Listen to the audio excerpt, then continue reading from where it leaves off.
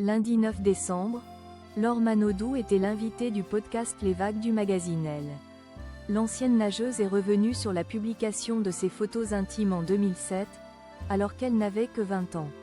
Une expérience pour le moins traumatisante. En 2004 à Athènes, une jeune nageuse inconnue du grand public explose soudainement aux yeux du monde. Laure Manodou dispute ses premiers Jeux Olympiques à tout juste 17 ans et réalise l'impensable. Remporter 3 médailles dont une en or, la première pour la natation française depuis plus de 50 ans. Un incroyable exploit qui la propulse au sommet du sport français et de la notoriété, mais l'expose aussi aux importants risques de cette dernière. Ça a été très compliqué après Athènes. J'avais 17 ans, je n'étais pas suivie. Tu ne sais pas trop comment faire.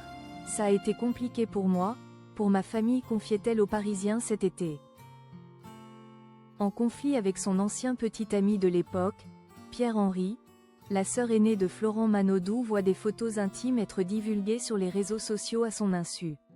Si le principal intéressé nie les faits et avait même porté plainte, le mal est fait pour la jeune femme.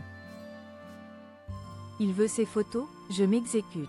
Il me donne des indications, réclame des poses, de plus en plus osées, sous toutes les coutures. Et comme une conne, je fais ce qu'il dit, racontait-elle dans son autobiographie entre les lignes. Un revenge porn qui lui aura fait passer des mois sombres, alors que sa carrière la force à affronter chaque jour le regard des gens. Invitée des Émilie Tran Nguyen dans le podcast Les Vagues du magazine Elle, Laure Manodou est revenue sur cette trahison. Je me doutais que ça allait sortir parce que, quand elles sont sorties, ça faisait 1 an et demi que je les avais envoyées. Juste, je ne savais pas à quel moment ça allait sortir. Soit, je fais le choix de partir, de le quitter et de prendre le risque que ces photos sortent un jour.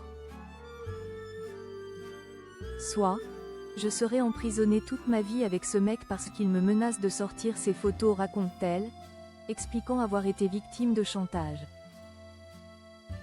On ne m'a pas demandé mon consentement. Encore une fois, c'est comme si j'avais été violée. On ne m'a pas demandé mon consentement.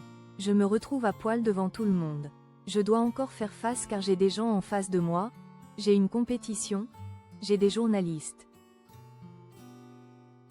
Ce n'est pas arrivé à un moment où je pouvais m'enfermer chez moi et ne pas croiser le regard des gens, regrette-t-elle. Heureusement, l'ancienne nageuse peut se satisfaire de voir que le public ne se souvient aujourd'hui d'elle que pour son talent dans les bassins.